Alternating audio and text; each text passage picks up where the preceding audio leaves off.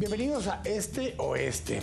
En esta ocasión vamos a conversar un poco acerca de lo que está sucediendo en la SAT, de cómo fue concebida originalmente la Superintendencia de Administración Tributaria y qué tenemos que hacer para recuperar ese concepto, esa institución que incluso fue ejemplo, fue modelo para otros países cuando recién se había diseñado por esa institucionalidad que se estaba creando. Y para hablar del tema me acompañan hoy acá en el estudio Jonathan Mencos, quien es director ejecutivo de ICEFI, el Instituto Centroamericano de Estudios Fiscales, y Carlos González, quien es analista económico de ACIES. Así que gracias a ambos por acompañarnos hoy. Y ya han estado con nosotros antes, incluso juntos, para hablar de temas de este tipo, pero la crisis de la SAT nos genera un dilema donde yo les quiero plantear de entrada que hablemos un poco cómo se concibe la SAT originalmente, porque hace escasamente, ¿qué? 17, 18 años, lo que existía era la Dirección General de Rentas Internas, y era una dirección dentro del Ministerio de Finanzas Públicas que hacía lo que hoy hace la SAT. ¿Por qué en ese momento, Jonathan, se decide suprimir la Dirección General de Rentas Internas y crear una instancia autónoma, separada, que era la SAT? Bueno, increíblemente en aquellos años también se evidencia muchísimo la incapacidad que tiene la Dirección General de Rentas Internas para no solo recaudar los impuestos, sino evitar ser blanco de operaciones paralelas o lo que hoy llamamos crimen organizado adentro de sus propias estructuras. Si ustedes recuerdan de ese tiempo, también la famosa Guardia de Hacienda y todas las operaciones en las que se intentaba detener el contrabando, pero sabíamos muy bien que también había gente adentro de la Dirección de Rentas y de Aduanas que pertenecía a estos grupos. En esos años la moda era reconocer que la administración tributaria debería de ser un ente autónomo en términos de autonomía política, pero tener indudablemente la cercanía a la administración de las finanzas públicas, es decir, cercano al Ministerio de Finanzas Públicas, porque es una labor además del Estado el cobro de los impuestos, pero no tan cerca como para ser presa de intereses. Lo que hemos encontrado es que ese modelo fue exitoso en la medida en la que se conservaron las bases o los fundamentos que le dan independencia y efectividad a una administración tributaria. ¿Y eso qué es? En primer lugar, el recurso humano, un servicio civil en la administración tributaria que fuera de calidad, que tuviera sus normas para entrar, quedarse o salir de la administración tributaria. El segundo elemento era la transparencia, una institución que iba a brindar más información, que iba a estar más abierta a la mirada pública, y finalmente la rendición de cuentas. El éxito en muchos casos de nuestra administración tributaria había sido, por ejemplo, contar con información sobre gasto tributario, datos sobre evasión, productividad e improductividad de los impuestos. Todo eso era parte de ese cambio institucional que fue bueno mientras lo conservamos y que hoy por hoy nos demuestra que las instituciones requieren una mirada cotidiana y una evaluación pública constante, porque de lo contrario no importa el modelo, si es autónomo o no, siempre las administraciones tributarias manejan mucho dinero y por lo tanto pueden ser presa de esto que hemos visto. Vamos a hablar en el próximo segmento justamente de cómo llegamos a donde llegamos y cómo estamos, pero Carlos, sí, hay otras instituciones que han sido ejemplo o modelo en Guatemala de cómo esa institucionalidad puede mantenerse ajena a los vaivenes políticos, a las presiones empresariales, a presiones de otros tipos. Digamos, la Superintendencia de Bancos ha tenido momentos de riesgo, pero ha tenido de alguna forma una estructura que le ha permitido. Y la otra es el Banco de Guatemala y la Junta Monetaria, que aunque tienen injerencia del sector privado, digamos en este caso, o sector político por el lado de ministros, han logrado por la estructura, la normativa y la vigencia de ciertos principios en sus operadores que lo han mantenido ajeno. ¿Por qué ese tipo de instituciones? Y bueno, primero, si estás de acuerdo con que esas instituciones, Superintendencia de Bancos y Junta Monetaria y Banco de Guatemala, han logrado mantenerse, sí, autónomas y demás, como estábamos hablando. Bueno, yo creo que es una estructura que ha probado su eficiencia por más de 60 años. Quizá aquí lo que ocurrió con la SAT en parte es que está pagando novatez, y porque la organización que tiene hacia arriba, que es su directorio, pues tiene una conformación distinta de la de la Junta Monetaria, donde convergen distintos sectores, el sector privado, el sector académico, los bancos, también obviamente está la representación del Estado.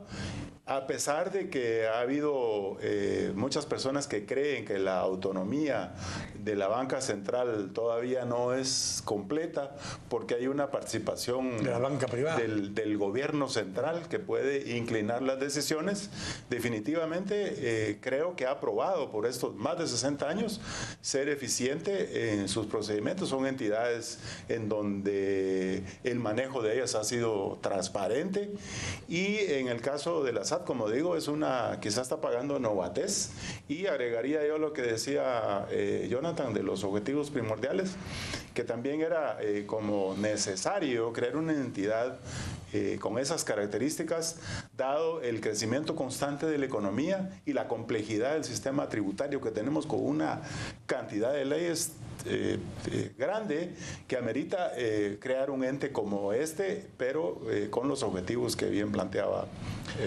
Estas otras dos instituciones, hay otras, pero digamos estas dos instituciones, a diferencia del INSS, que también ha sido copada por el sistema político en su momento, tal vez podríamos agregar el INDE como una de las otras autónomas que ha logrado mantener cierto nivel técnico, operativo, eficiente en la Comisión Nacional de Energía Eléctrica. Hablemos un poquito qué es lo que hace diferente que, por ejemplo, una Comisión Nacional de Energía Eléctrica o un Instituto Nacional de Electrificación, o en este caso el Banco de Guatemala, la Superintendencia de Bancos, sí mantengan esa autonomía, esa independencia, y se mantengan más del lado técnico que del lado político sus operaciones, a diferencia de el ICS por un lado, pero especialmente la SAT en este caso. ¿Qué hace diferencia? ¿Qué es de normas, es de quienes participan en la junta directiva, o ha sido de personas? Bueno, yo creo que es una combinación, pero el común denominador de instituciones que al final terminan siendo muy filtradas por grupos de interés tienen que ver con el dinero.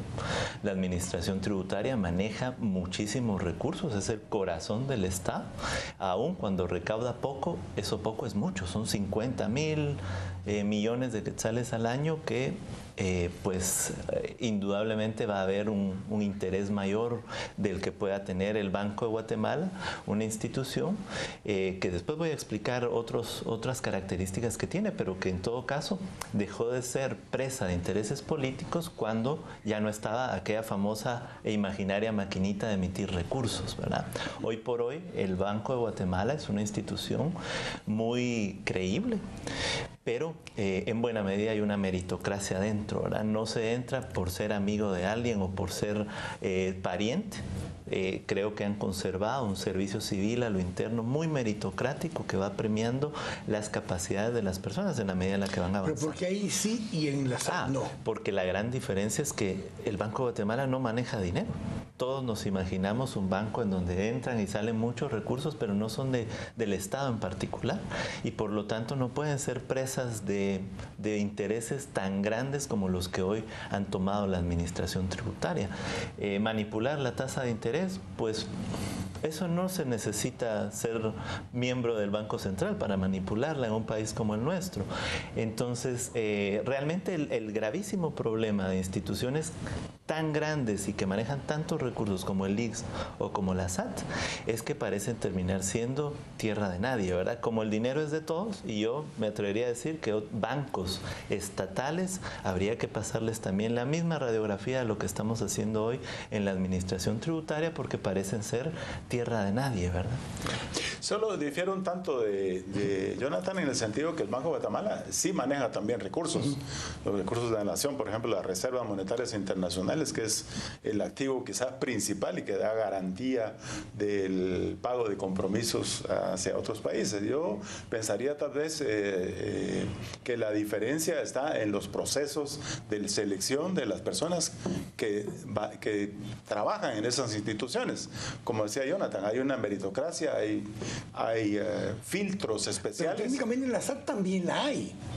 Pero, técnicamente. Pero lo que ocurre es que aquí está en entredicho la cuestión de la autonomía, que en tanto sí rige en el Banco de Guatemala y en la Superintendencia de Bancos, pues casi diríamos al 100%.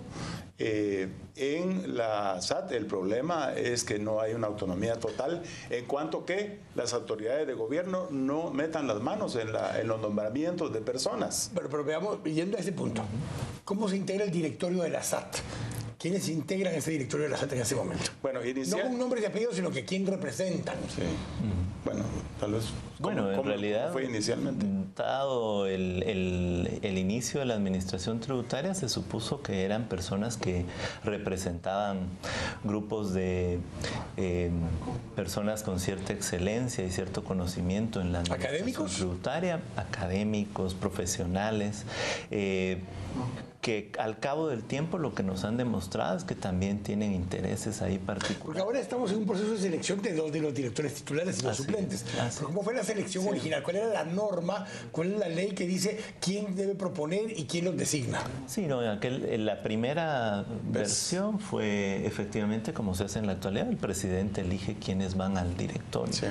En todo caso, volvemos a reconocer que... ¿Y quién los propone? Bueno, ¿quién los propuso? Ya actualmente se hizo por estilo de una comisión de postulación. Sí. Pero originalmente, ¿quién los propuso? Parece que la primera vez fue una escogencia. Fue una escogencia de la presidencia de la República. O sea, Álvaro Arzú en ese momento dijo, estos son los directores, estos son los suplentes, Tal vez el error fundamental en esto fue habernos nombrado ad eternum, cosa que se corrige con las modificaciones a la ley orgánica de la SAT, en donde ahora sí hay un proceso de renovación como lo hay en los entes. Fíjate lo paradójico, porque estás diciendo que el error fue que fueran ad eternum. Y sin embargo, una de las propuestas de solución para generar autonomía en los jueces es que se les nombra ad eternum.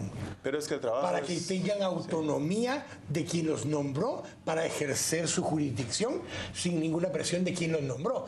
Y aquí estás diciendo que el problema en la SAT fue haberlos nombrado ad eternum. El trabajo es diferente, que realmente creo yo también que el directorio se le fue de las manos un poco la SAT y debía haber tenido un poquito de más injerencia en lo que estaba pasando dentro, pues que es el ente superior como la junta directiva, digamos. Entonces a ellos también se les pasó por alto, ¿no? Yo creo que otro de los elementos en donde uno encuentra diferencias entre la superintendencia de bancos o el propio Banco Central con la SAT es la cadena que en el ejército se diría cadena de mando, aquí es la cadena de responsabilidades.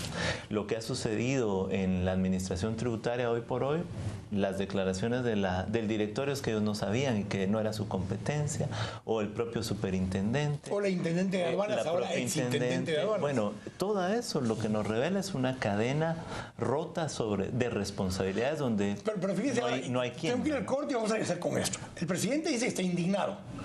La exintendente de aduanas dice que está indignada.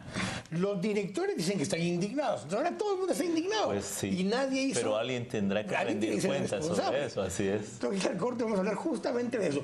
Todos indignados ahora. Resulta que todos estamos indignados, pero nadie es responsable de lo que pasó. Vamos al corte. Estamos acá en Este Oeste. Ahora volvemos.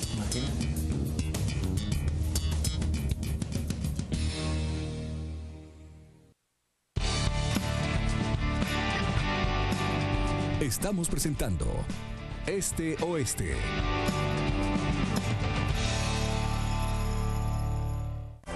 Si quieres estar todo el tiempo bien informado, hay una app para eso. Si quieres ver Canal Antigua en línea sin prender el televisor ni moverte, hay una app para eso. Si quieres volver a ver una noticia, hay una app para ello. Si quieres conocer más acerca de los conductores de Canal Antigua, si quieres compartir con nosotros lo que está pasando en tu ciudad, en las calles o en tu pueblo, hay una app para ello. Es el nuevo app de Canal Antigua. Somos los primeros que te ofrecemos la posibilidad de tener Canal Antigua siempre a mano. Si quieres informarte, divertirte, disfrutar de contenido exclusivo y promociones especiales, hay una app esperándote. Canal Antigua, como siempre, mira sin límites. Lea esta semana en Contrapoder. Una protesta cambió todo. Hay remesón en el tablero electoral. Nada será lo mismo después del 25 de abril. 5 verdades ocultas sobre el viaje a Corea del Sur. Conozca el itinerario de las contradicciones de la vicepresidenta Roxana Valdetti. Mesa sin empresarios. ¿Cuál es el futuro de la CONACON? Lugares apartados. Julio relata su experiencia y personifica la lucha de más de 3 millones de guatemaltecos con discapacidad. El Tular, un espacio verde para desconectarse de la ciudad. Esta semana en Contrapoder, enfoque, criterio, análisis. Búsquela en tiendas de prestigio o suscríbase al 2222-8722. Descargue la versión electrónica en Google Play o en el App Store.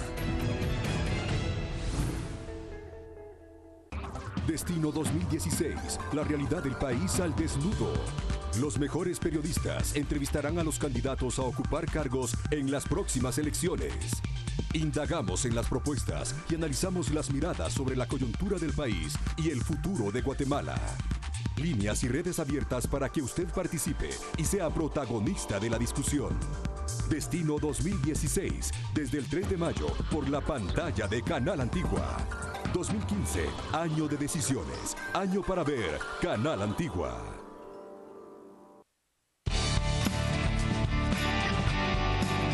Estamos presentando Este Oeste.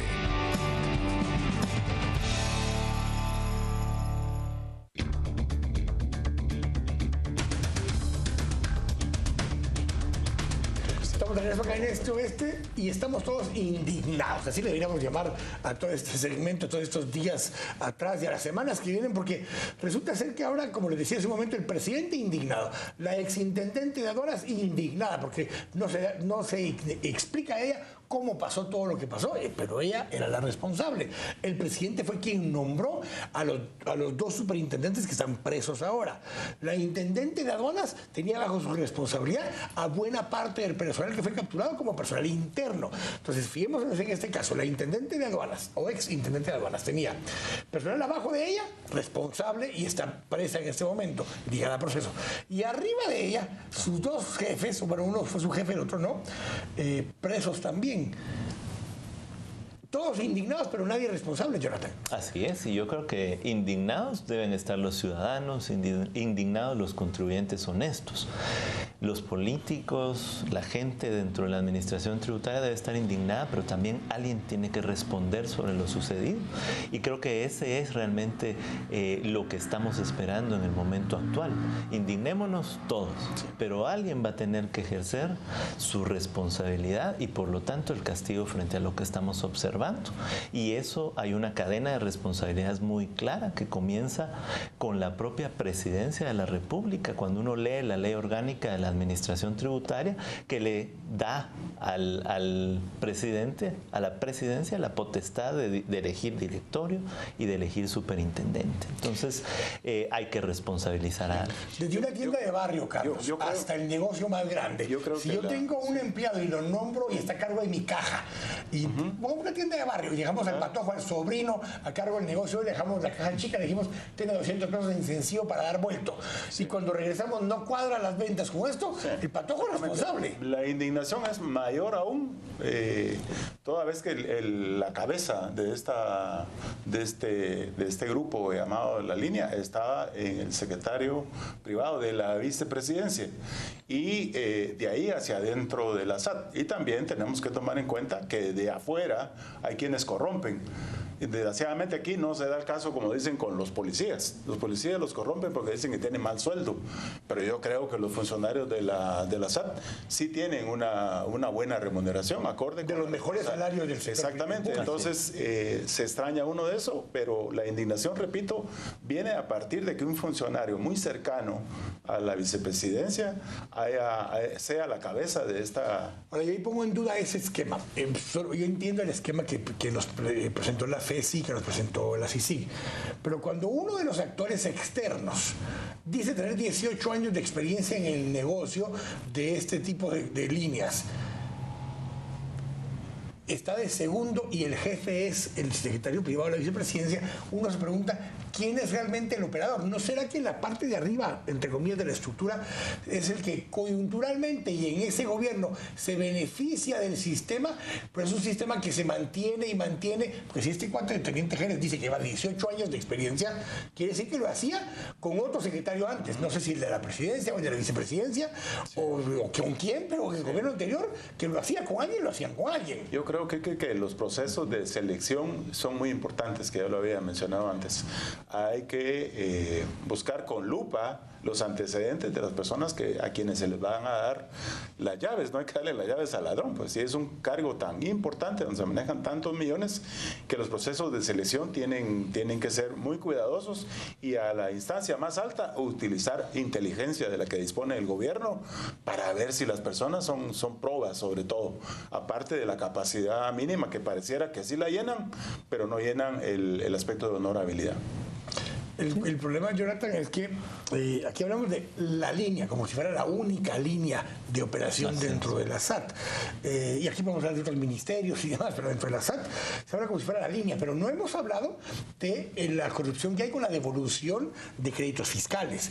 No hemos hablado de lo que hay en la Intendencia de Fiscalización o en toda la unidad que tiene que ver con auditorías a grandes contribuyentes. O hay otras líneas en aduanas que operan para otros empresarios diferentes a los que están vinculados a esta línea. Esto es un monstruo como de 1000 cabezas. Sí, bueno, nosotros en ICEFI, intentando comprender lo que sucedió y revisando toda la información, encontramos que hay como 3 espacios importantísimos donde se dio ese debilitamiento de la administración tributaria y donde ya cabe cualquier cosa. El primero es, ya lo mencionábamos, el recurso humano, ¿verdad? Hasta el gerente de recursos humanos estaba involucrado.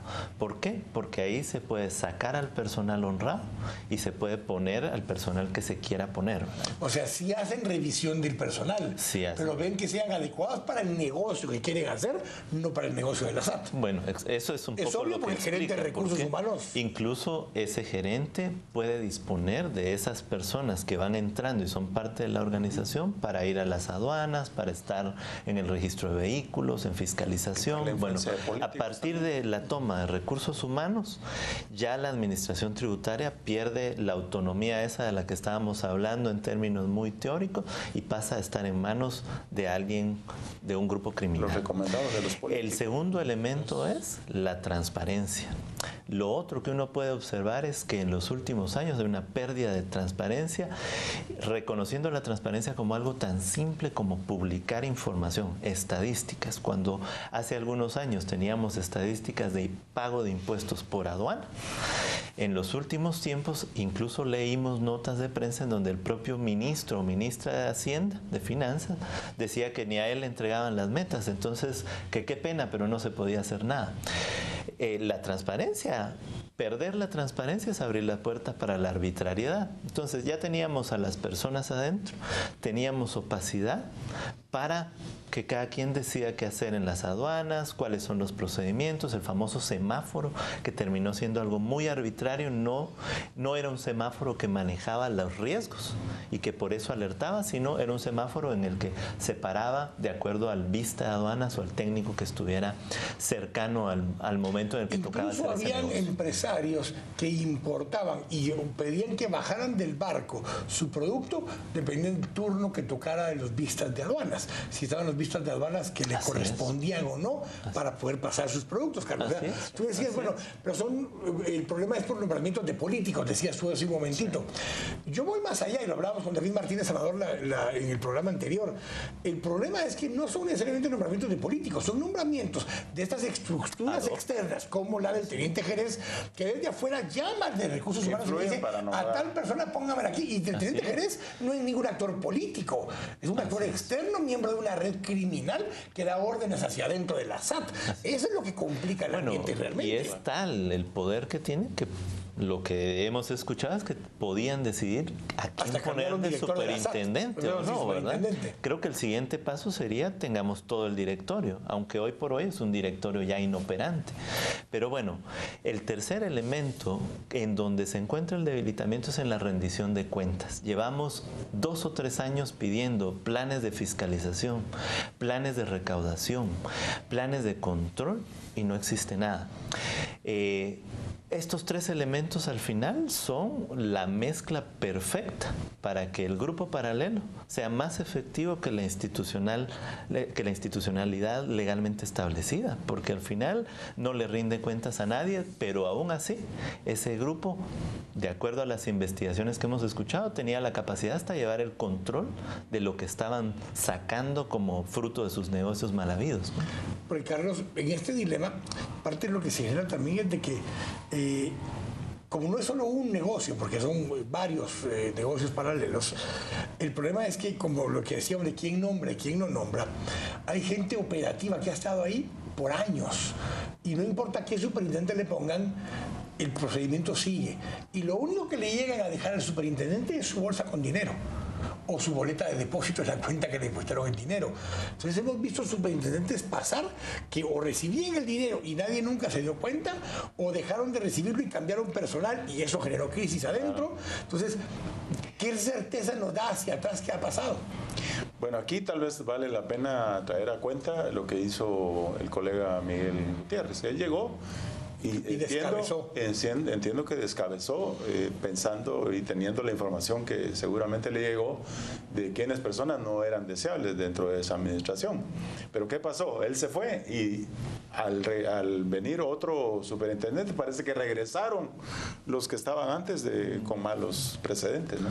Sí, bueno, yo tengo una mirada diferente en este punto. Yo creo que las 3 administraciones anteriores han sido muy complicadas, ¿verdad? En el caso del primer superintendente que nombró el gobierno, Miguel Gutiérrez, también hubo salida de personal y creo que eso también en parte, quizá con las mejores intenciones, debilitó el sistema de recursos humanos. Sí, porque yo he escuchado 400 personas yo he escuchado a Abelardo Medina hablar de esto, pero espérate que aquí, a ver, si tenés gente que está dentro, que tiene años de estar operando con la corrupción, y la sacás, dicen, bueno, es que sacaron a los más experimentados. Sí, pero más experimentados, ¿para qué? Sí. ¿Para defraudar a la institución? Yo no creo que tengamos los CVs de las 400 personas que salieron como para, ni tampoco el conocimiento de la justicia y de la investigación, claro, para saber quién era bueno y quién era malo, para qué en particular.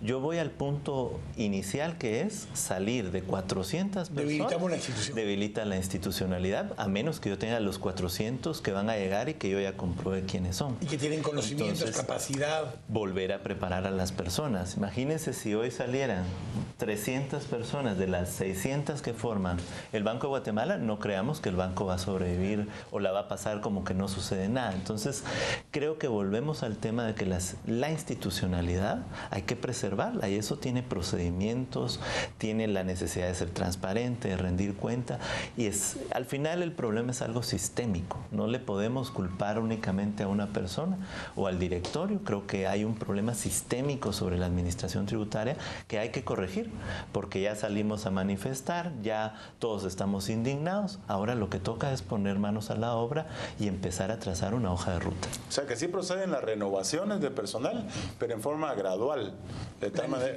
y planificado, y obviamente después de una investigación de los perfiles de las personas que están adentro y ver los antecedentes para limpiar la institución, pero en forma gradual, porque alguna razón tenía el colega para ver. Claro, es que la lógica original es como que alguien dijera en la PNC, bueno, como hay corruptos en la PNC, echemos a todos los de la PNC y contratemos nuevos. Claro. Y mientras podría tener lógica, porque decir, bueno, si los 30.000 policías, que no es el caso, que los 30.000 policías están sucios, diciendo, bueno, quitemos a los 30.000, pero lo más probable es que no, que es un número relativamente pequeño, los que están mal.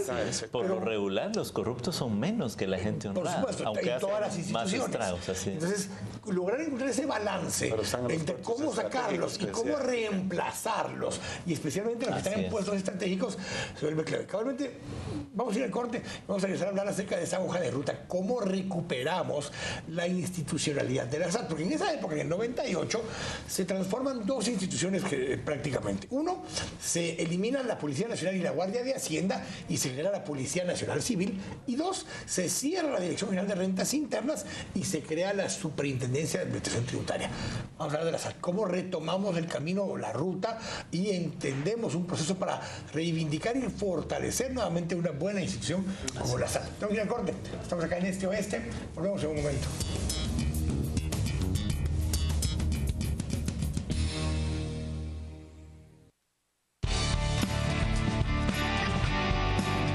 Estamos presentando Este Oeste.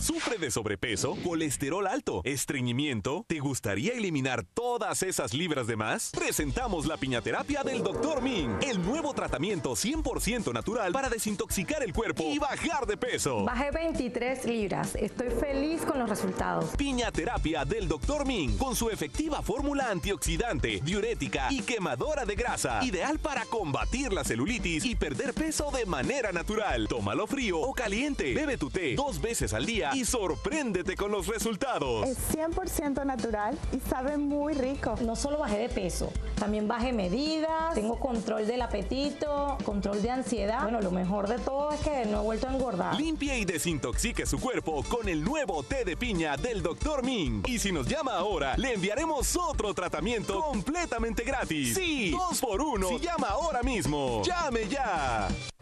Libertad, vivimos con libertad en Canal Antigua. Acá en este espacio confluyen todas las voces que representan a esta sociedad. Los periodistas de Canal Antigua disfrutamos trabajar en libertad y sin censura. En Canal Antigua, nuestro único límite es el respeto a la dignidad de las personas. Trabajo en Canal Antigua desde 2010 y nunca he tenido restricciones ni condiciones para ejercer libremente el periodismo. Desde la presentación de noticias y las entrevistas hasta los programas de opinión, jamás me han impuesto ni vedado preguntas, enfoques ni comentarios.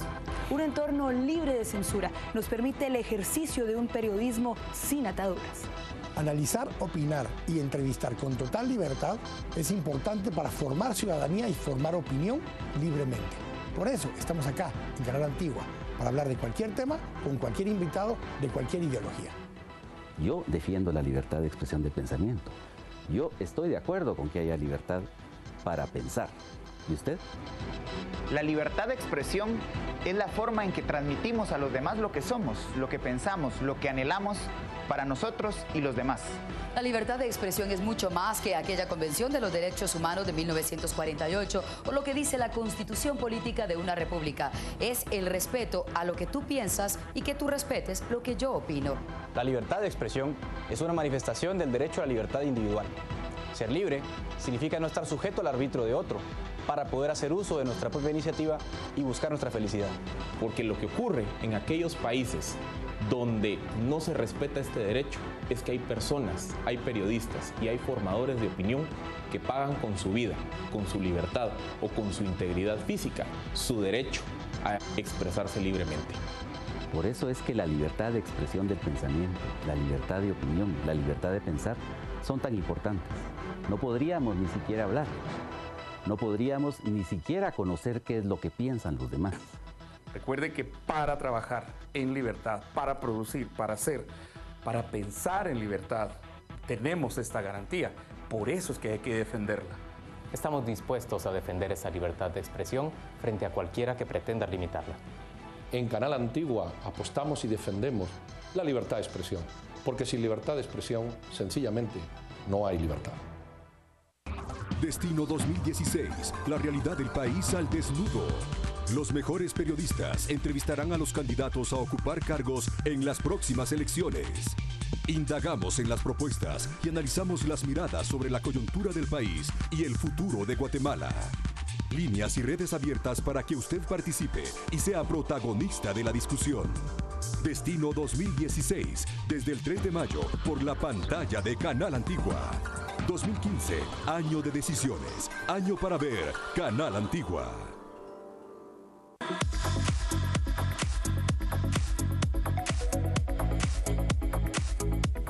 Motor en TV presenta los autos del ayer, aquellos que han formado la historia de la industria automotriz. También los vehículos más impactantes de todo el planeta, incluyendo aquellos que esperamos usted conduzca en el futuro. Y carros del presente, los que se manejan cotidianamente, aquellos que vemos en nuestras calles y avenidas. Motor en TV presenta la noticia automotriz en directo, desde donde sucede en nuestro país y el extranjero. Para que usted tenga la mejor información sobre el fascinante mundo del automóvil, la tecnología y la seguridad vial. Motor en TV se estrena los sábados a las 8 de la noche, con repeticiones domingo, lunes, jueves, viernes y sábado. Recuérdese, tenemos una cita acá en Motor en TV.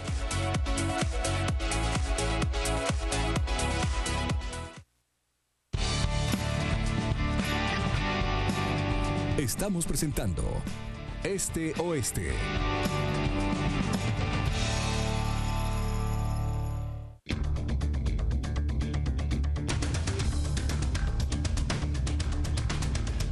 En este último segmento, y vamos a hablar ahora de cómo reconstruimos, cómo retomamos esa ruta que la SAT se había creado en el año 98 junto con la PNC. De hecho se crearon juntas y tienen una historia paralela. De hecho la Policía Nacional Civil también ha pasado por parte de estos problemas. No es tema con ustedes hoy, pero vida similar, donde se rompen las estructuras, se rompe el proceso de meritocracia, de la renovación que se estaba dando, se cambia la ley para poder poner gente que no es de carrera en la Policía Nacional Civil, y eso empieza a deteriorar todo esto. Es eso parte de lo que pasa en la SAT, pero ¿cómo lo recuperamos ahora? ¿Cómo retomamos esa ruta para reconstituir una institución que necesitamos como Estado? Sí, yo creo, Quique, que hay dos caminos, ¿verdad? Hay que reconocer que ya la ley tiene 16, 17 años y que todo hay que revisarlo de cuando en cuando para ver qué cosas ya no están funcionando bien.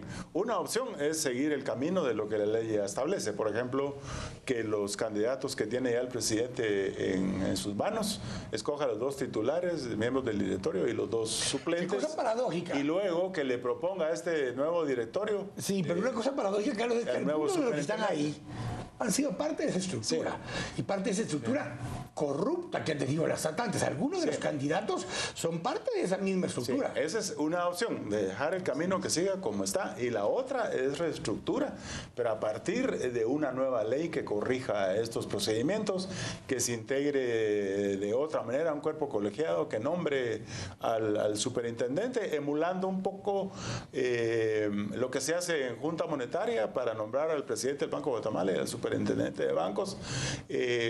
Creo que sí amerita el momento para una reestructura a fondo y buscar el momento político para poderlo someter al Congreso de la República para que una nueva ley sea aprobada y cambiar el sistema que se tiene ahorita en cuanto a la conformación del directorio y los procedimientos para nombrar a los superintendentes, que debieran de ser también nombrados por un periodo similar a lo que se hace con el Banco de Guatemala y la superintendencia de bancos, que no coinciden con los periodos de elecciones de presidente y vicepresidente, sino que en el intermedio, en el ínterin para que el nuevo gobierno que venga no ponga al que él quiera, sino se respete la autonomía de la institución.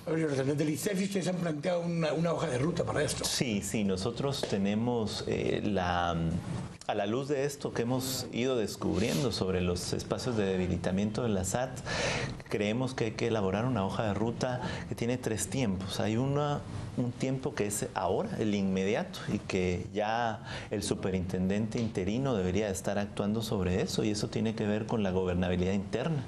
Hay que, en primer lugar, revisar nuevamente el proceso para ver quiénes van a llegar al directorio. El segundo elemento que nosotros sugerimos y que ya el directorio lo dijo es que en este momento hay que pasarle la radiografía a todos los empleados, funcionarios superiores y medianos dentro de la administración tributaria y al propio directorio. Nos debería de exigir que la CICIG esté revisando junto al Ministerio Público quiénes están sentados. Una respuesta que nunca dio el superintendente de aduanas, perdón, el superintendente de la SAT. ¿Por qué sacaron a la intendente de aduanas? Se lo preguntaron en repetidas ocasiones y nunca lo dijo. Entonces, a ver, es obvio que o fue parte del sistema. Desconfianza, ¿no? Sí, o fue parte del sistema, o incapacidad por no haber controlado el sistema. Está bien, puede ser desconfianza. Así es. Pero no hay claridad, no se dice hasta ahora, claridad. porque hasta ahora. Bueno, y las otras medidas inmediatas van en torno a la transparencia y rendición de cuentas. Volvemos al problema de cómo se está devolviendo el crédito fiscal hoy. Eso debería estar publicado. Entra la solicitud y ahí comienza la cola para ver con el NIT y el nombre de la empresa para ir sabiendo. Hay un periodo establecido para su pago que hay que... De acuerdo a disponibilidad de caja y de acuerdo al orden que hizo su solicitud, si llenó requisitos, así paga. Evitamos otra vez la arbitrariedad de que si es mi amigo, si es conoce a no sé quién. No, entra en la lista y se va a pagar cuando toque pagar. El segundo elemento en el que también hay que eliminar la arbitrariedad en este momento es en el selectivo en las aduanas. Yo no sé, no sabemos hasta este momento si sigue operando igual que cuando estaba esta mafia, pero lo que toca es publicarlo. El importador debe saber con suficiente antelación si toca verde o rojo, si le toca pasar a revisión. Y eso debe estar en función de riesgos. La administración tributaria conoce los riesgos por país que se importa, por producto, por transportista, por importador, por agente aduanero. Todo eso está medido. Porque el problema que estamos viendo aquí además es que no es que solo esté pasando un producto y lo pasan con una partida arancelaria menor y entonces le pagan la diferencia al vista para que tal cosa. No, aquí en esos contenedores entran drogas, entra dinero, entran o salen armas. Entonces, muchísimo. No es simplemente un problema de aranceles, es un problema para mucho nada. más Ese grave. Es el menor de los males al final de cuentas. Pero entonces, en primer lugar, hay que quitar cualquier discrecionalidad para que los agentes aduaneros de la administración tributaria dejen pasar y no tengan que decidir que le cobro a este o no le cobro. Para eso estará la fiscalización, que deberá ser mucho más fortalecida, salir a buscar al importador y ya confirmar qué fue lo que entró en el mercado nacional. Y finalmente, en el caso de rendición de cuentas, es que debemos saber cuánto se está recaudando hoy por aduana.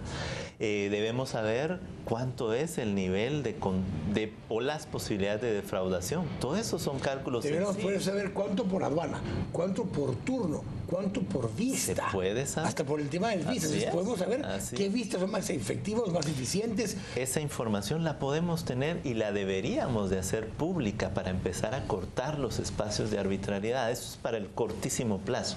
Para eso no necesitamos que venga Superman ni nadie más. Esto se puede hacer con un poquito de voluntad. ¿Largo plazo? En el mediano y en el largo plazo toca hacer la revisión de los procesos y efectivamente volver a rescatar toda la institucionalidad del servicio civil adentro de la administración tributaria. Pero lo otro, el presidente hoy por hoy tiene 6 meses para lidiar con este problema. Él debería de tener una mesa técnico-política donde estén los partidos políticos también y se pueda definir una agenda de mediano plazo.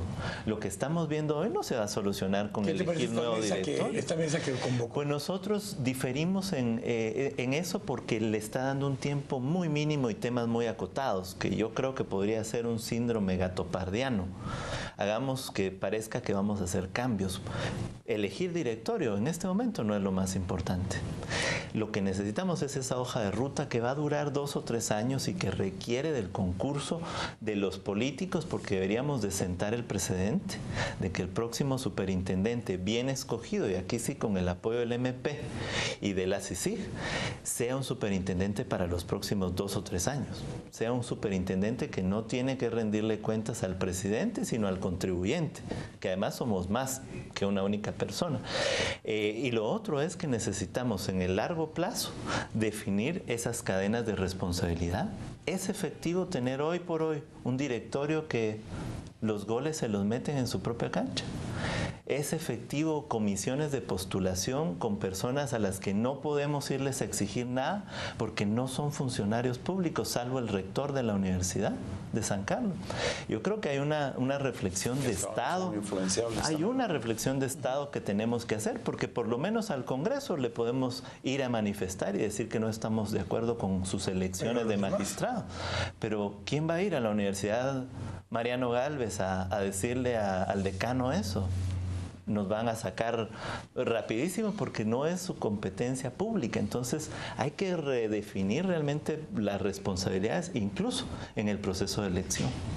Sí, yo quisiera tal vez agregar que la comisión esta que se está nombrando de notables, obviamente son personas con mucha experiencia y quizá no tengan todo el margen de maniobra que se necesita para proponer algo, pero algo hay que hacer.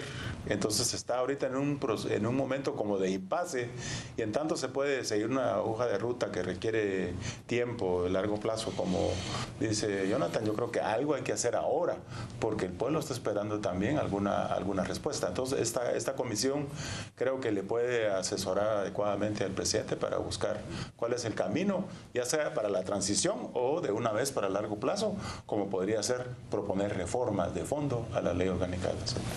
Porque, a ver, el dilema pareciera ser que en un momento dado sí es de personas. En el sentido de que personas correctas, con una visión adecuada y con un espíritu de querer poder aportar para construir una institucionalidad, para recaudar mejor y más eficiente para el Estado, con las leyes actuales, lo pueden hacer perfectamente.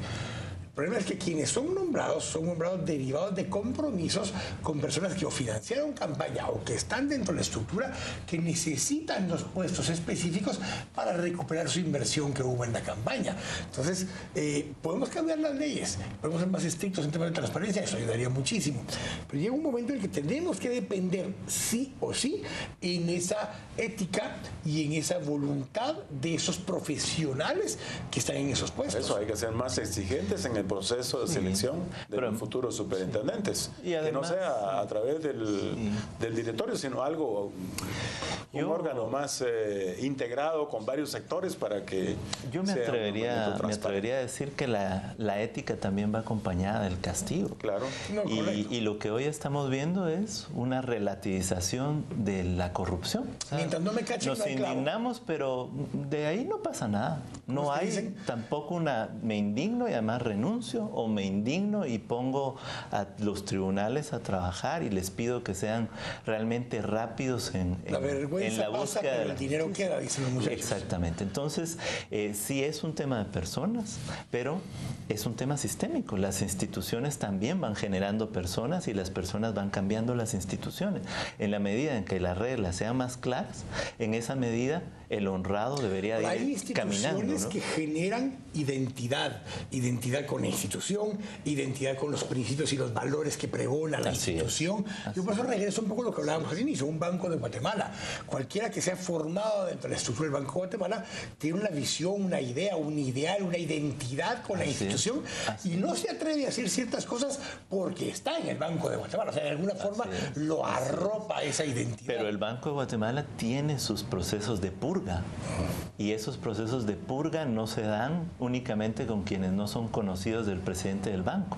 Se dan con los malos elementos. Van saliendo y van entrando. Entonces, y yo trabajé también en el Banco de Guatemala. Yo sé que esa es una institución donde uno tiene claro a qué llega. Uno llega a mejorar como profesional, llega a aprender y llega a trabajar. Y el que no cabe en esos tres principios tiene que salirse porque es una institución que busca esa calidad y esa meritocracia. No es perfecto el Banco de Guatemala y no maneja, yo reitero, no maneja los recursos y por lo tanto no expresa de los intereses que tiene alguien o una institución por donde pasan miles de millones. Ya ha habido tentaciones, momentos en los que el presidente se ha visto tentado en nombrar más a un gestor político al puesto de presidente, pero todos de alguna forma se han resistido. Los que han llegado más cerca a ser este gestor son gente relacionada a la banca en general, pero todavía son más banqueros, aunque es diferente ser un banquero de banca privada que un banquero central. Y se ha notado, cuando han habido banqueros centrales que no eran banqueros centrales, se ha notado en el manejo de la economía. Y cuando la banca privada se mete, bueno, también en la banca privada hay banqueros que no son banqueros y están a cargo de bancos. Entonces, esos dilemas completamente de acuerdo con el tema del sistema. El tema de las personas se vuelve importante, pero vemos una luz dentro de esto a que en el corto plazo, derivado de lo que pasó, logremos corregir realmente el rumbo de la SAT, Carlos. Último comentario. Pues esa es la función que creo que tiene este comité especial que ha nombrado el presidente para hacer un análisis a fondo de cuál puede ser una solución dentro del estatus legal que se tiene.